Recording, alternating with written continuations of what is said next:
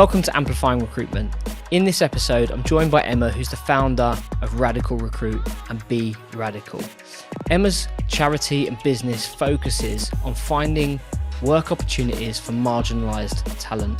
In this episode, she shares a ton of stories you'll find incredibly inspirational. She'll also share some key strategies that recruiters can use to make sure that they're serving more diverse talent pools. Just a word of warning, if you're offended by swearing, this episode is not for you. Emma, welcome to Amplifying Recruitment. Thanks for having me, mate. Normally I ask people to do an intro, but I just said, we'll do an intro. And you're like, what do I say? So let's not bother with that. Honestly, I don't know why, but they get me all so nervous or something. And I'm not the type to get nervous, really. I'm not sure what it is. Probably some trauma I haven't unpacked or whatever. Well, let's not unpack the trauma. Instead, will you kick off and just tell us about, because actually I reckon most people that listen to this probably know who you are. Poor bastards.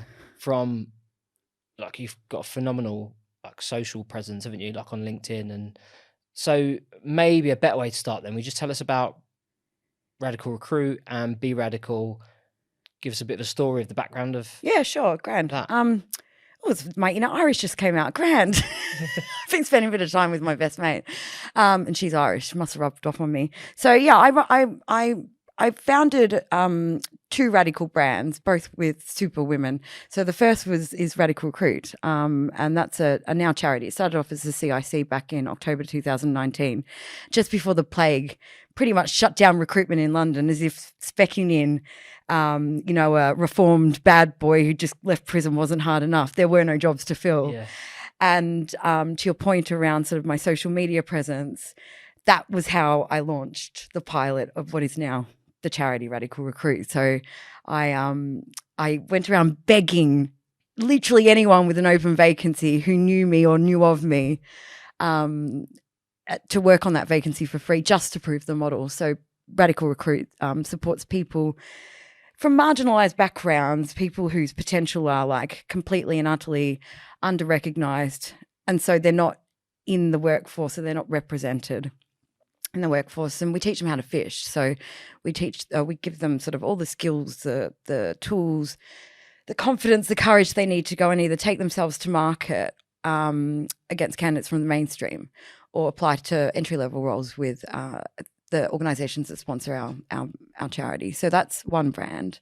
And I founded that with my mum, Jude, who's just a fucking legend. I'm told I'm like her, so maybe that's why I think she's pretty cool.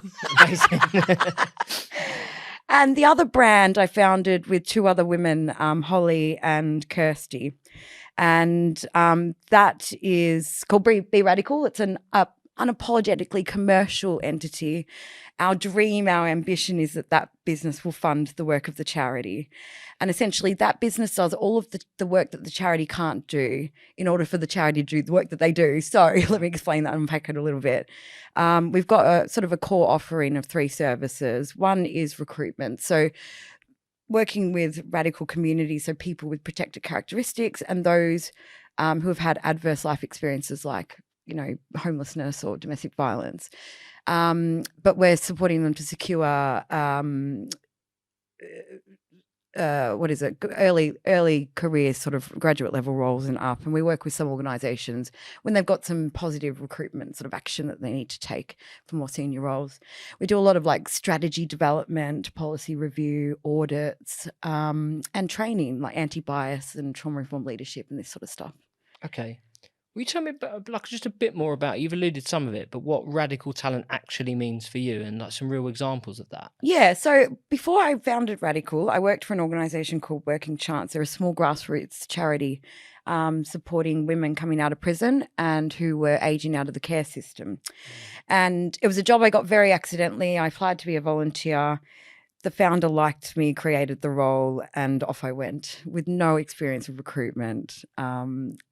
And no experience really working with women coming out of prison or the care system. And as I do, I learned very quickly on the job. One of the things that I had to do as part of my induction was to call a woman called Chanel, who was residing in HMP Downview in Surrey. It's a women's prison. And my job was to get her ready for release, because she was getting released in 6, 8 or so weeks. She was going to come to an event that we were running. So we're going to bring a whole load of people like you, Jamie, into the prison to run like mock interviews and careers coaching sessions and things like this. And on the phone, I learned that Shan had managed to convince the governor, who wasn't, he wasn't particular. He was a bit of a bugger, put it that way, of the merits of allowing her to found and run a catering business from inside the prison. So she set up down the cake hole, and I asked her, like, what was your why? Like, why this? And she gave me a couple of reasons. The first was that her grandmother taught her how to cook, and it was one of her very few fond memories of her childhood. And the other was that she used to look around the prison every day and see women like her who had absolutely no prospects, because every system, every person who had responsibility for them had let them down over and over and over again. And that led to prison. So she wanted to provide other women opportunities to gain the skills they'd need on release, because most people are released homeless and without employment, and most people reoffend if they don't have both of those things. So I just thought, bloody hell, that speaks volumes about this person's character. Now, she's Black, queer, she's a large lady. She was born into really tumultuous circumstances. So both her parents were from opposing gangs. Dad was 14, mum was 13 when they had her, and she was one of 16 siblings. And she was pulled pillar to post. Dad wanted to do something, mum wanted to do something. Mum was an alcoholic and a drug user and blah, blah, blah. And Shan told me about the fact that she'd been abused and neglected all of her childhood, and was taken into the care of the state, and then made homeless, and awful things happened to her. She had guns held to her head and knives to her throat, and she had to prostitute herself out to eat. Like, really awful things that happened to Shan. That's what made her radical, to your question. I just said, well, what do you want to do? What are your prospects? And she didn't really have a plan. She was going to be released to Reading in about 8 weeks' time. I said, I'm going to get you a fucking job. Like, she had turned a corner. She was ready to leave her life, her old life behind. And she'd never had the support to do that, So I cobbled together what I now know to be a really shit version of a good CV. And we called Honest Burgers and had a conversation with Ollie, who was their then head of people. I said, Ollie, this woman, she's doing amazing things in the prison. Did you know this guy, by the way, or was this? I think we had a pre-existing relationship with them. I don't know whether they'd hired anyone yet. I can't remember, to be honest. It's years ago now. Right. And this the point I make is not you calling in favors from friends, is it? This is no. This was a business relation. They were paid for the services, because back then, no charities were charging for this sort of service. Yeah. We do, but that was quite a yeah. And he agreed to come to the prison.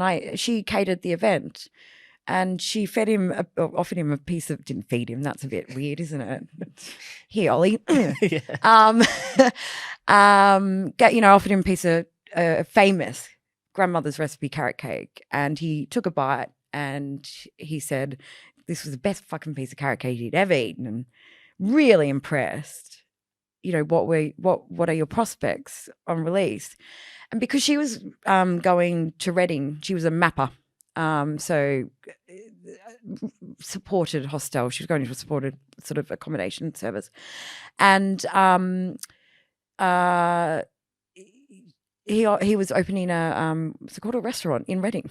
So she got offered an interview, and she went on the day of her release to Reading for that interview in a prison get-up. And she aced it, got the job. And about 18 months later, Ollie, Shan and I were telling her story in front of 100 suits at the Reward Gateway Engagement Excellence Summit. It was a panel discussion.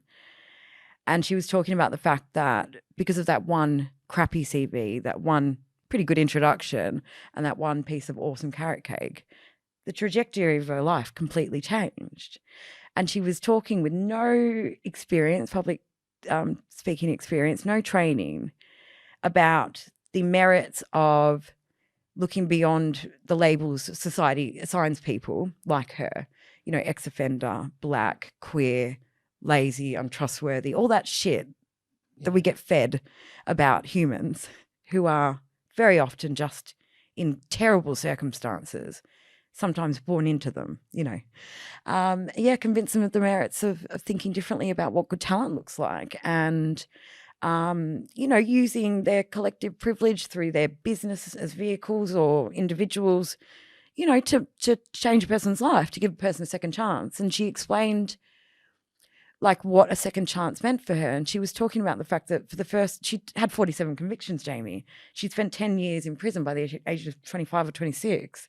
She'd never worked a job in her life. And she had managed to not only not reoffend, she was training to become a sous chef.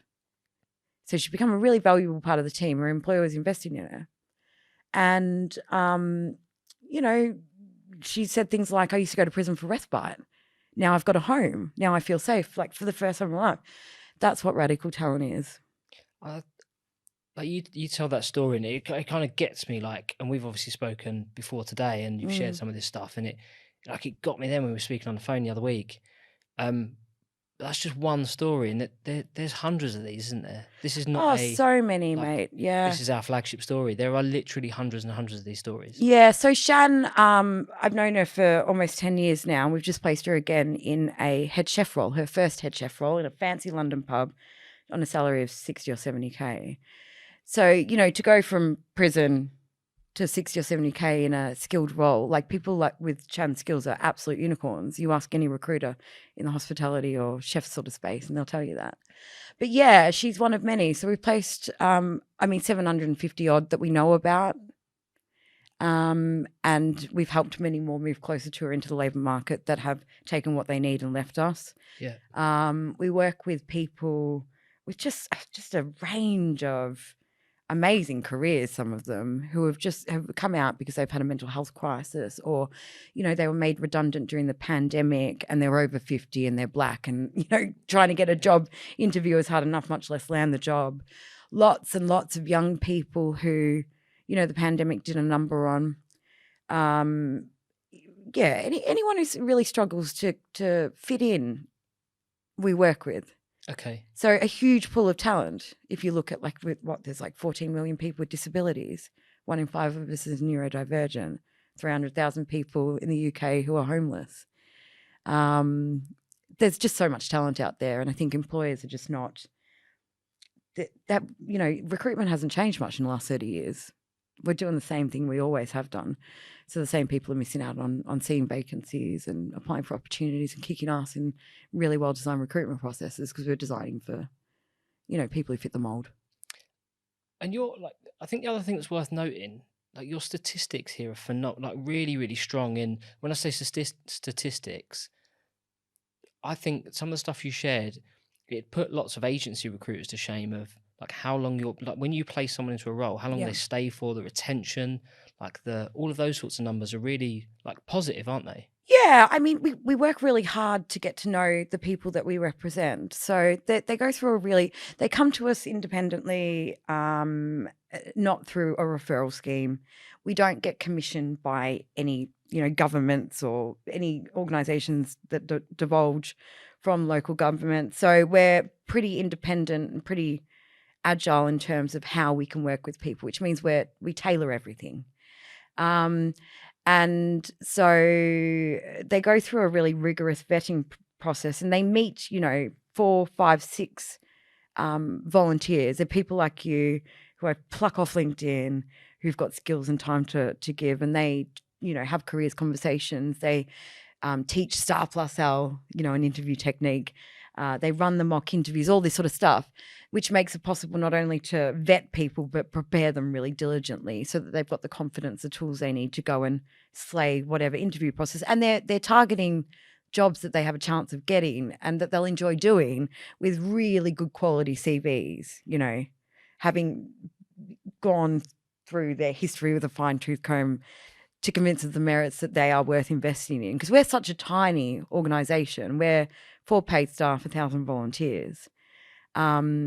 and our work is really time intensive. So we won't work with just anyone. And, you can have a terrible story, but if you're not in a position where you can work and you want to work, then, we'd be wasted on you. So I think that is a big part of what makes our model successful.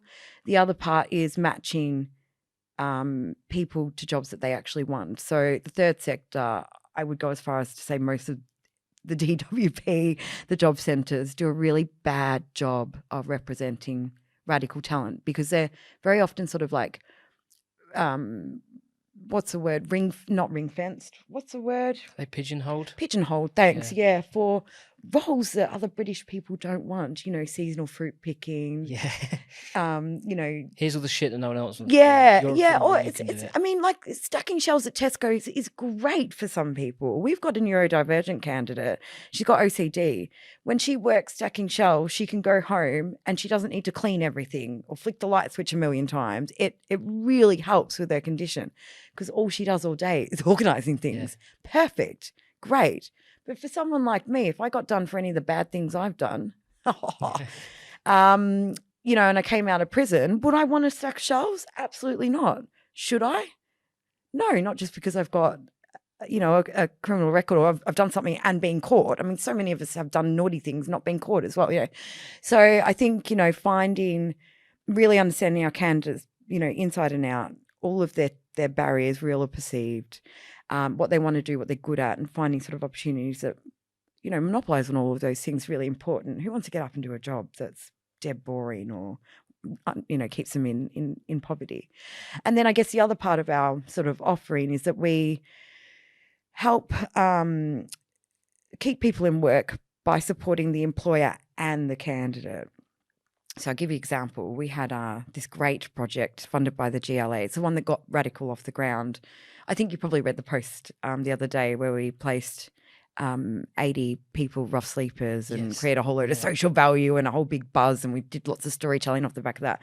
That was a program that launched Radical, really, and I should never have got the contract because I didn't know anything about anything, and I didn't have a team or any employers, or gosh knows why they gave it to me. It was a really good project. So we had about 65 referrals. We placed 45 people into work. All of them were EU nationals. They'd all been taken off the streets during the Everybody In campaign, which is that big street sweep that the government did in the name of public safety. So all of the street homeless people got respite from their realities and put up in student accommodation. Anyway, we placed around 20 odd at Compass Group. So they're a facilities management organisation. I don't know what I'm doing with my hand. What's this? It's all right. Crazy. Most people are listening and watching anyway. Yeah, well, hopefully. It looks a bit nuts. Anyway, and so they were doing roles on the front line fighting COVID. So this particular chap, he went into like a COVID testing centre role. So his job was to usher people in and make sure that they going through the process, blah, blah, blah. Anyway, he had a pot noodle, which he cooked, and he ate half and he put half back in the fridge. Now, no one does that. No one in their right mind eats cold pot noodles or reheats them. It is not a thing. It's gross. Totally get that. So the cleaner, thinking this is gross, took the pot noodle, put it in the bin. Didn't check if it was anyone's, didn't ask if it was rubbish, blah, blah, blah, put it in the bin. Now, this guy didn't speak a great deal of English at all. And he came back for his pot noodle for his dinner, and it was gone. And he was distraught. He was inconsolable. And so we were talking to the most senior sort of HR person that were looking after she was looking after our account, and she was describing what was happening. And the answer was so freaking obvious to us. You threw away the only food he had left to eat that day. He's homeless. He doesn't have money to spend on more food. That's the reality for some of our radicals. They are literally hand to mouth. And all of a sudden it made sense. But it took, it just took so much time for her to even consider like the factors. And so our post-placement support is really, really critical, because you only know what you know. As an employer, you can have all of the policy provision in the world. You can have all of the will to do this work well. You can be kind and empathetic and, all of that sort of stuff and really want it to work. But unless you appreciate things like trauma, unless you can understand how your own privilege shapes your perspective, you're never going to be a great leader of radical humans, and sometimes you do need insights that you wouldn't normally collect as an employer, so they could come back to us and say, this is happening, what do you think? And we say, well, he's living in a hostel, he's got no money, he's just come off the streets of 3 years, have been attacked and pissed on and set on fire. Like, this is what happens. But people don't understand it because they've never lived it. So a good amount of the work that we do with employers is that education, raising awareness piece, that de-biasing of policy, people, processes, constantly, and a critical friend and co-pilot when things, might not be going to plan, or there's changes, or they don't have the infrastructure in place, or, all these things. So we do in-work support for the manager, the business, and the candidate, so that everyone's investment's protected. And we're not, we're teaching people how to fish, helping them to capacity build and improve. If your revenue isn't where it should be, it's time to change how your team sells. We've just released the next dates for our flagship business development training, Turn Farmers into Hunters. This is a live in-person training in London where you'll walk away with proven frameworks, ready to use client engagement funnels, and conversion skills that you can apply immediately. All the info and sign-up details are in the link in the comments. You've touched on this a little bit. I'm really intrigued about how you do what you do. So how do you, first of all, and you mentioned they have to come to you, but I suppose if you give us like a bit more about that, how do you identify radical talent? How do you engage them? And then how do you do the second bit? How do you start to engage the client from a recruitment sense, or employer? Yeah. Remind me of the second question, will you? Because I think I'm No, I know it now, but I'm going to answer the first question and the second question. Oh, right. Will go. Gotcha. So you're going to one at a time, please, Jamie. All right. Candidate first. It's Friday afternoon and I'm sober. For now. The candidates, lots of different ways. So originally I would go to other charities or job centres and sit and wait until some unsuspecting potential victim walked through the door, and I'd jump on them and tell them how brilliant Radical was and what we could do for them. Long gone are those days. We now have a wait list of months because we're quite little and completely and utterly under-resourced all of the time, or at least it feels that way. So word of mouth, I think, is our strongest marketing tool. So we've placed 750 odd radicals. We've probably helped another 2,000 over the years in some way, shape or form.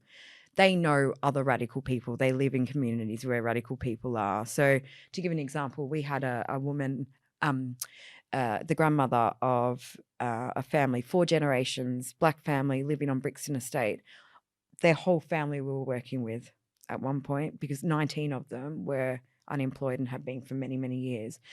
So the 18-year-old grandchild, great-grandchild, and everyone up to... So you can appreciate, you place one person in a really good job that they've never dreamed of getting, and they tell 10 other radicals, and you've got them and their families, their aunties, uncles, cousins, brothers, sisters knocking on the door.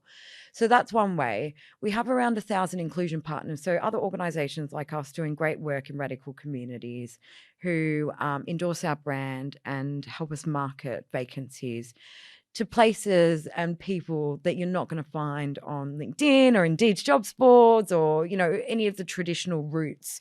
And what we do is we support them to really get ready so that if they throw their hat in the ring, they've got a great chance of getting the job. And that's probably the difference between us. And then we've got around 1,000 corporate volunteers. So they're people from the organisations that we've worked with, sponsor our work, who pay for corporate volunteering opportunities, and they make recommendations of people they know.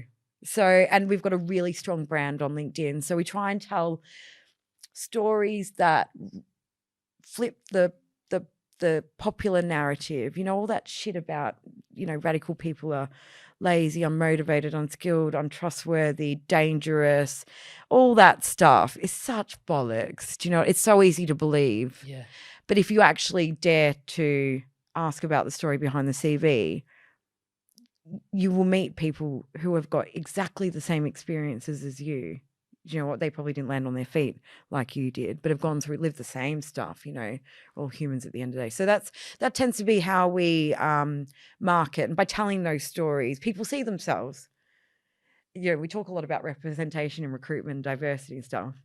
Hearing the story of another homeless person, 10 years homeless, lost his dad, drank to numb the pain, family split, lost the house. He ends up on the streets, in and out of prison for, sleeping in doorways and on, work sites and things like that, try to kill himself. These are the things that when people and come out the other end, hugely powerful. Yeah. So that's how we market typically. And off the back of that content creation, going to your second question, which I did not. Oh my God, a miracle. You're on the ball. It could be Christmas. It's really strange, for somebody who knows anything about recruitment. In fact, I did 8 months in Perth. As a recruiter? I managed a division. I can talk. So people, and I say everything with my chest. So people believe I'm actually more capable than I am. And I've dined off it and I'm going to continue. Feeling a bit smug now, actually. So I needed a sea change. So I broke up with this man who was my best friend and who I loved, who was a stoner. And the Xbox was getting more action than I was, like seriously bad stoner. So I finally left that relationship. He took the dogs in the house. So sad, those dogs. And I convinced my friends of the merits of giving away our earthly belongings, packing up a shit heap of a car, quitting our jobs, giving back the company cars and just driving up the guts of Australia from Melbourne to Perth. And I've applied for a support worker role just to tie me over. And the woman who interviewed me said, "Oh my God, our whatever manager wants to speak to you." And she gave me that job. And it was next to the oil and gas guys. It was disgusting. There was a lot of Mickey swinging. I'd rather not. I'll leave it there. And I promised myself I would never, ever, ever, ever go into recruitment. Look at me now. Here you are. Recruitment queen, social recruiter. What was the question? Oh, that's right. So how do you engage the client? Yeah, so we've got we solve 4 problems for businesses. Talent shortages at that very entry level. So if you've got volume recruitment needs, we can open up a talent pipeline that's going to be great for your organization and it's going to be 100% diverse. Social value, ESG, and diversity. So they're the 3 other sort of problems we can help solve. So everything we do is measurable. We can collect data that employers aren't allowed to even ask about around diversity. Even if you're not recruiting, using our services funds out the work of the charity, so create social value. So lots of really great reasons to read a story I post on LinkedIn and get in touch, even if the warm and fuzzy stuff that you read or the incredibly heartbreaking stories that I shared that don't have the nicest endings don't really pique your interest. Our products and our services are pretty freaking good and they're very different to anything on the market. So what happens is we get directors, founders, heads of that level very often coming to us and saying, "I've just read this story about James, who's a plumber and he's a black kid and he's just come out of prison and he's looking for a job and he's been through our process and he's talked about what works means for him and, he's good old Susie or Karen, whoever. Oh, James sounds great and we've actually got a vacancy." That would be the start of the conversation. Or it could be that, organizations really want to do this work well and they're enlisting the help of experts. But most of it's sort of content marketing. We do very little outreach because we don't have enough people to do the outreach, not because we don't want to. Yeah. Most organizations come to us because we've got a really dynamic offering and we're not clunky or slow like other charities, but we've got a hell of a lot more heart than your high street recruiter. And we offer our USPs. What we offer is apples and pears, stark in contrast. So it's all inbound, right? Mostly, yeah. I mean, I'm getting to the point where I need to move into like a role that isn't delivery, so I can be the founder, and looking at sort of our tech stack and how we be a little bit more strategic and economical about using my time and what can be sort of outsourced or where there are tech solutions. So I'm currently battling with Instantly and various other bits and pieces. Yeah. I fucking hate it, but I'm determined that this year I'm going to learn these things because we're just not efficient enough at the moment. And every penny we spend fucking around with a bit of tech that doesn't work or isn't right is money we're not spending on the ground supporting humans. So yes, that's my grand plan. You said there about like the example you gave is like James the plumber that's just left prison. But you're not, I don't know if you can say the actual names, but off camera you shared some of those with me. You're doing some big work with some big household names as well, aren't you? Oh yeah, I mean, and this is the thing, like, well, that's why I told you that stupid story. Sorry, way back when I started, I would never have in my wildest dreams thought that someone from Warner Media, their talent team, would come to us and say, we want to fund you to do this bit of work. That was one of my big deals way back when. And so they pay us some money to bridge the gap really on their grad schemes and things like this. And it just opens up opportunities that radical people don't even consider for themselves because that brand is sparkly and they don't see people like them or hear from people like them from that brand. We're working with, so in terms of like some sponsors that we've got currently, we work with Uniload Aviation Solutions. We work with Thames Water, WPP, these types of sort of household brands. But I think, and I probably shouldn't say this out loud, but many of our best clients are actually those small and medium-sized enterprises who just want to do a good thing. It's not diversity box ticking. It's not about creating social value and being able to measure it. And yeah, the roles that we work on are really diverse. I mean, we've just helped a mob called GS8 win a Crown Estate bid. So they've got a project, 50 homes to be developed, green, sustainable homes. Social value sort of featured pretty heavily in the assessment criteria. So we sort of helped them scope out what was possible. Where are the opportunities? How can we, build this into your DNA? And they won the project. And so now we'll do all of their recruitment for this project. And, they'll place 6 young homeless people into apprenticeships, and they're going to pay 3 months rent and a deposit. Like, this is really game-changing stuff. I would never have thought that we'd be a partner in that way to the diversity of organizations we work with. And anyone in recruitment will tell you that's fucking nuts. Yeah. No one's niche is diverse people. You work in tech, or you work in accounting or finance, or even in finance, it's just accountants I recruit to. Yeah. So like, we're mad, absolutely. But, we placed a chap who used to work for a Golden Circle law firm, American law firm. He came out of prison 26 years ago. I met him on his 27th year of service for the same company, the first job he got out of prison. And he didn't have a blemish on his record. He'd built the billing and finance team up and recruited everyone in it. He held all the relationships. He could get water out of a rock, this man. That's the kind of person you want running your billing team. He's chased and looked after 25 European partners. Anyway, bloody HR in all their wisdom asked everyone put in a retrospective DBS policy, which meant for the first time in 27 years, he went from the team maker to a senior manager. He was asked, do you have an unspent conviction? And he said, yes. So that information went to the partners in America. They were like, oh God, that's too risky. Got rid of him. 27 years of service. It's insane. Absolutely. So someone like him, I bullied him into setting up his own business because I thought, how the hell am I going to place you in a legal firm or, that type of environment, regulated environment again? And so he did that. And then I asked RE Grace Law, so they're this really great ethical law firm, sponsor our work. Big shout out, Lindsay. And they took him on as a contractor. So 5 years later, he's still working. He also worked for another organisation that we did recruitment for, YMU. Accountants to A-list celebrities. Yeah. Cool, right? So now he's earning more money running his own business. And he actually employs one of our radicals who has a conviction. He's been in post for 3 years, creating opportunities for other people like him. Still working with one of our clients. The other one, they brought him on perm. They brought him on for a contract after he was a contractor for, I can't think of what I'm trying to say, a contractor for them.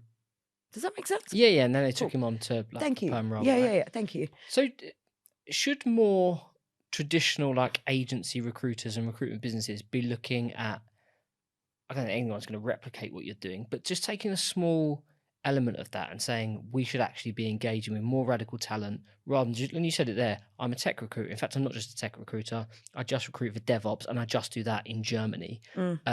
Or I just do this small patch in Manchester. That's my thing. What is there a way they can apply some of what you're doing to traditional agency recruitment? Oh, absolutely. It's funny. I just got an email from Kirsty, my business partner. She said, I've just met with the most amazing man. He's autistic, ADHD thinker. He used to work for a big sort of text comparison type site. And he was brought in to reform the way they worked, I think. And he developed the app that is now, I can't say the name because I don't want to out him. And he went for, I don't know where they started revenue-wise, but got up to 100 million, and then he left with a hefty payout. Now he's gone and applied for another, he was on over 300K, this man. So clearly adding value to the business, right? He applied for another role. He aced 3 90-minute interviews, got offered the role, and then they were doing their vetting and asked if he had a degree. He's never been to university. They rescinded the offer. So yes, absolutely. Even if you're a tech recruiter, you can absolutely apply the principles of our work. How do I suppose, look, if I think about, if I'm a recruiter listening to this, or I'm a recruitment, probably more so a recruitment business owner listening to this, and everything you said has hit some chords, and I'm like, shit, you know what? We can do a better job.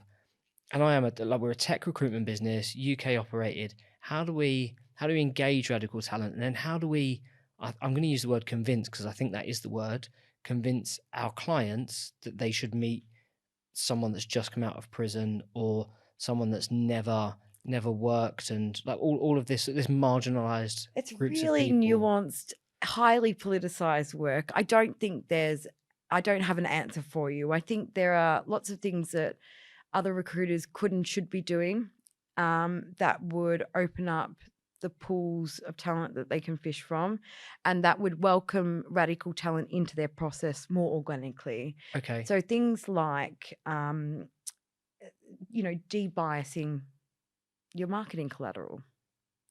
Very basic things. And I think most recruiters are doing this already, but it's like, how are you, what language are you using? Is it gendered? How are you describing the role? Is your job description or your advert full of jargon or sector-specific knowledge? Does that person really need to have experience from in sector, or could they transfer their skills and experience from other sectors? So having a really good grasp of like, what is it that this job requires? What skills and experience does someone have to have in their back pocket that would enable them to be great in this role, and only recruit for those. And when you're describing what you're looking for, do it in simple language so that the 1 in 5 of us who are neurodivergent don't have to decode what you're trying to tell them, I think having really basic tips and tricks, like being explicit around your commitments to diversity. So, you've got every job advert I read has that, that little I know what you mean, the bullshit at the bottom. Yeah, the bullshit at the bottom that says, we encourage applications from all sections of society. What a load of shit. Bullshit. I'm a woman with very few other barriers in my way, and I know that's a load of shit. How is a black woman who's coming out of prison, who's been in a domestic violence situation, who's also a solo mother, who hasn't got a degree, how is she going to feel when she reads that bullshit thing? Be explicit. You want more people with disabilities in your organisation? Say we can do better on the representation front. We don't have nearly enough people with disabilities or neurodivergent conditions. We're set up to support you. We can accommodate you. Tell us what you need. If you're hesitating to apply, pick up the phone. We'll have a chat to you and discuss the strength of your application. It's amazing what happens when you're very explicit and say, I want X people from this group. It's funny, because I often talk about this and we do it for our clients, but when we're recruiting for volunteers, I haven't been doing it. I mean, that's bad, isn't it? Naughty. And diversity expert. I'm not an expert. I'm a practitioner.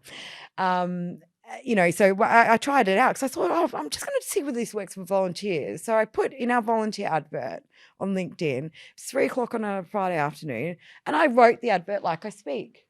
Really relaxed, casual, the good, the bad, and the ugly of the role. And I was explicit. We don't have enough black and brown people in our organisation. We've been told this by our candidates. We've observed it as colleagues. If you're black or brown and this role is of interest to you, throw your hat in the ring. We want to hear from you. We want to hear from you. It's as simple as that. Yeah.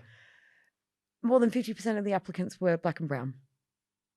And I had about 90 applicants in the first few hours.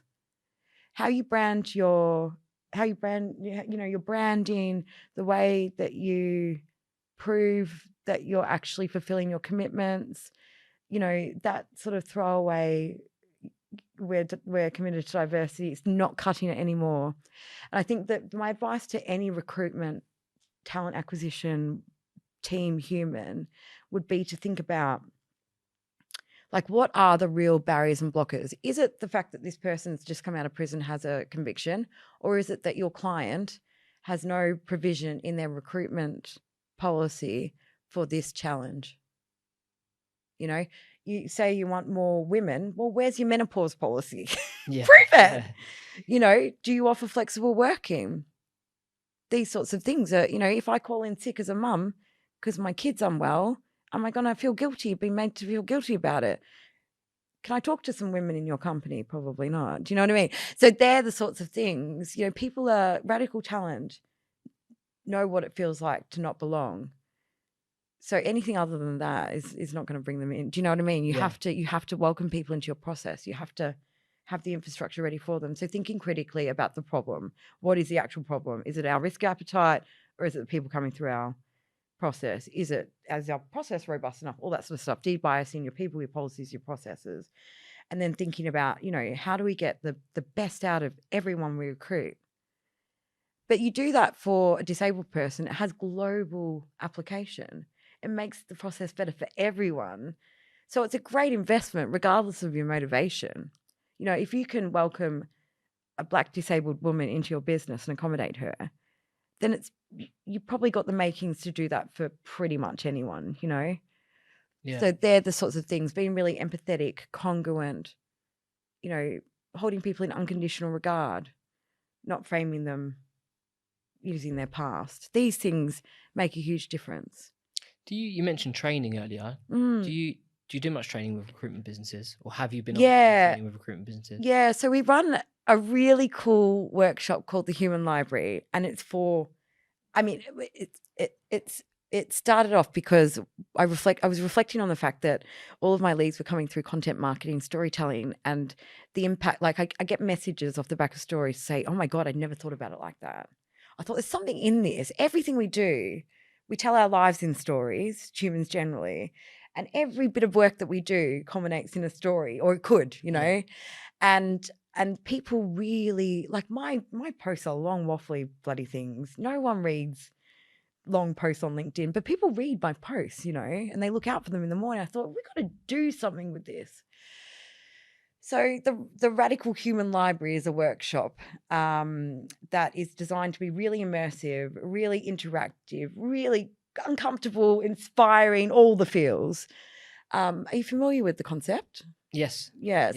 So you go to a library and you pick up a book off the shelf and you read the story of someone you've never met. Yeah. And very often their identities and their experiences are different to yours, in stark contrast. And theoretically, anyone with an ounce of common sense is going to get to the end of the book and know more about that person. And in theory, those insights that they've gathered, they could use to design recruitment processes, engagement strategies, onboarding plans. So the library simulates a really boring library in real life. And so say you're a delegate, we call you a reader for the day. I'm your librarian. I'm a cool looking librarian. I know, you don't need to tell me, Jamie. And you can come and borrow a human book. So you might meet Caden. So Caden, young black man, grew up in the West Midlands, poverty, father not around, in and out of prison, had this like aha moment where he's like, fuck this, I can't do this in prison, came out, met us. And so we worked with him for 6 weeks. And he had actually done all of this like self-taught learning in prison around marketing. And we were working with a business called Quick Fox Labs. And so we worked with him. They had this great marketing executive role. They didn't want a degree or any of that shit. They just wanted people with the skills and that were hungry to learn. So we worked with him. 6 weeks later, he interviews for the job, gets a job. But he tells his story in this thing, and he talks about the power of being told you can. He talks about the fact that, you know, we asked him, what do you want to do for work? And he said, I'll do anything. And my response was, fuck anything. What do you want? What are you good at? What are you interested in? And because we went down that track, he moved in very quickly. And he's now working for himself. He did a couple of years there and now he's working for himself. And it's like, what a lesson that is. But you hear all of the circumstances that led to prison. And that's what I get in the human library, right? Yeah, yeah. And what we do is give people an opportunity to ask any question they want to ask in whatever language is comfortable to them. And they can it can be the most politically incorrect, you know, conversation to have, a question to ask, given the circumstances where at work you don't know that person. And as long as the intention is pure and the person's obviously happy to answer, your book's happy to answer the question, you know, the conversation takes place. And all of a sudden you're like connecting people that would never have met each other, having real conversations about themes that matter to recruitment, privilege, race, discrimination, gender, disability, all of these things. And then after you've read a few books, we talk about what we've learned about people's experiences and identities and start thinking about the barriers and the blockers. If Caden applied to a vacancy on your careers page on your website, would he get through?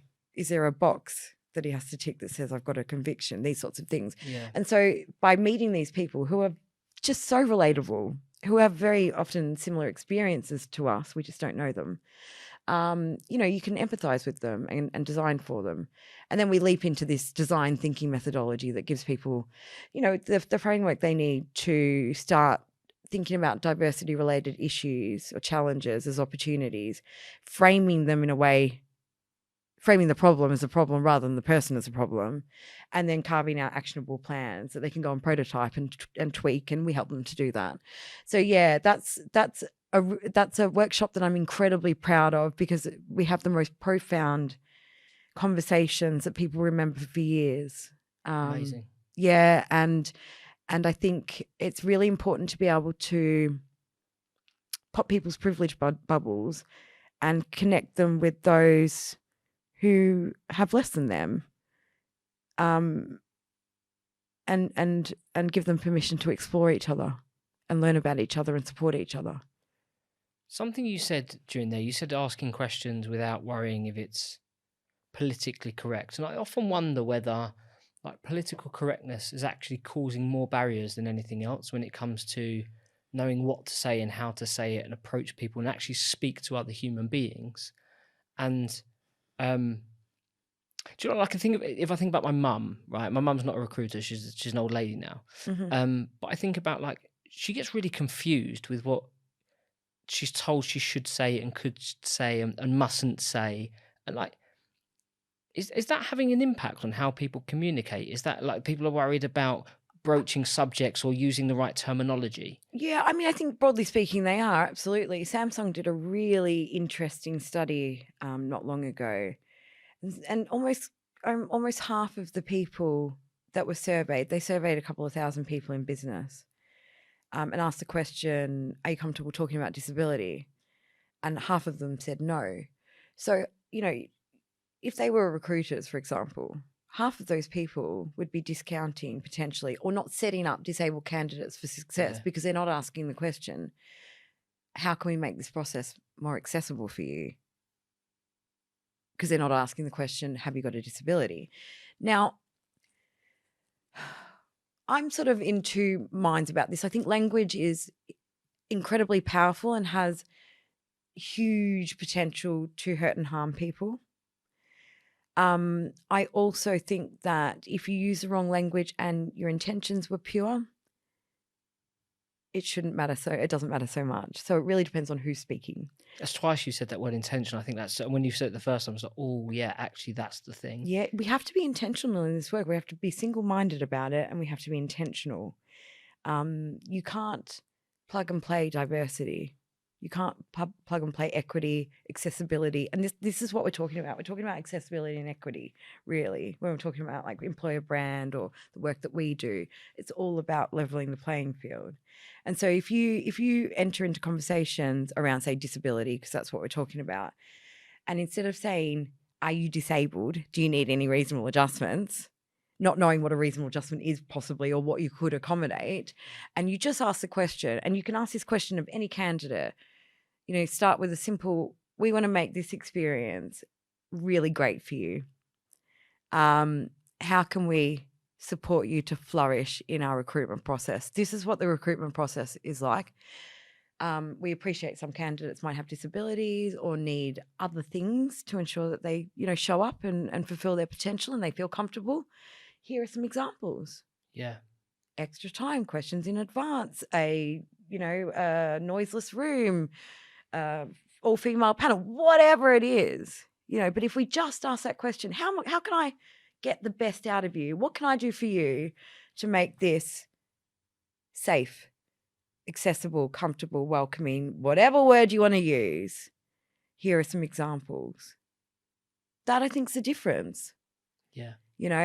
So yeah, I think we get stuck on what language is right and wrong to use. I think that some consideration about that is absolutely critical. Is it all of the work? No, absolutely not. Does it prevent us from doing all of the work? Very often, yes, I think. Okay. You mentioned earlier, you mentioned this a few times, you're a team of 3, right? 3 people? Yeah, so we've got, we give a fair bit of time pro bono. So we've got 3 paid staff. It's about 2.5 FTE funded. But then the next bit is, you said we've got 1,000 volunteers. Yeah, amazing humans who we couldn't, they're the backbone of our organisation. We'd be absolutely up the creek without a paddle without them. They're wonderful. And what do what's the bit that the volunteers do? Just if you could just share a bit more about that, because would I be right to assume you were always open to hearing? Always looking for volunteers. Yeah. So in an ideal world, a HR team or an L&D team or a diversity person, social value person will hear me speaking, us speaking, and call up and say, look, we've got paid volunteering hours.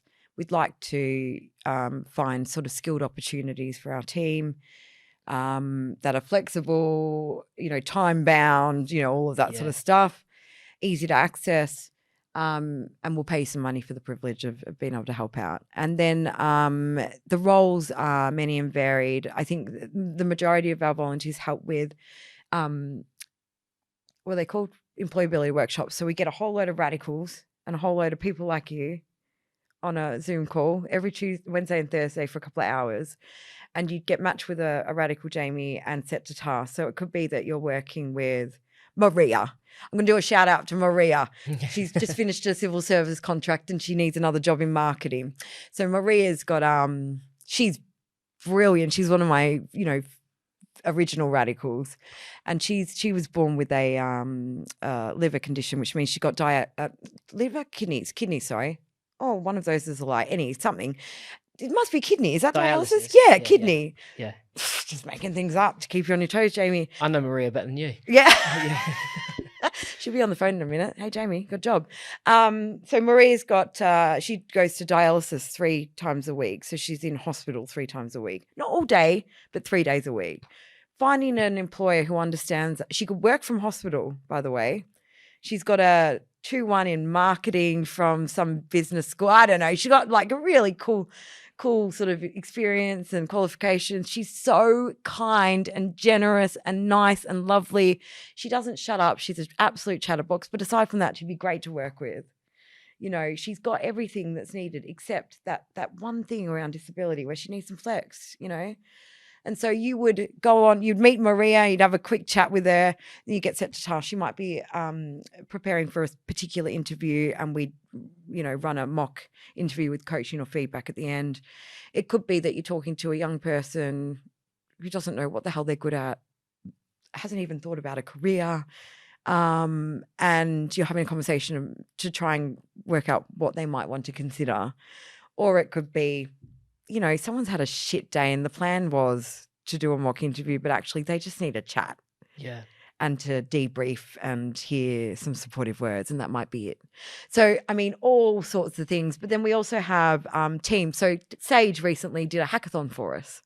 And so they've developed an app that will manage our volunteers, or the prototype of an app. We had 12 or so entries.